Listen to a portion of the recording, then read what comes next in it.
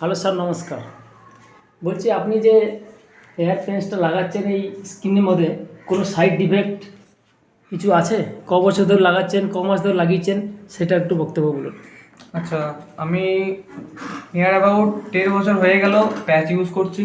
তো মেনলি আমি গাম tapping use করি। তো এটা বেসিক্যালি 30 থেকে 35 লাস্ট করে, এবং এখনও অবধি স্টিল আমার তো কোনো সাইড ইফেক্ট বা র্যাশ টাইপের কিছু হয়নি, এবং দাদাদের কাজের দক্ষতা খুবই ভালো।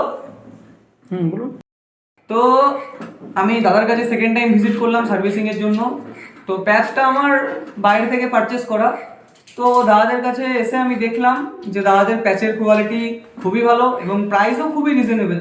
তো আপনাদেরকে একটা কথাই বলবো, আপনাদের যাদের টাকের সমস্যা তারা আপনারা দাদার কাছে ভিজিট করুন, এবং দাদার ব্যবহার খুবই ভালো এবং তার সঙ্গে দাদার সার্ভিসিং আরও ভালো।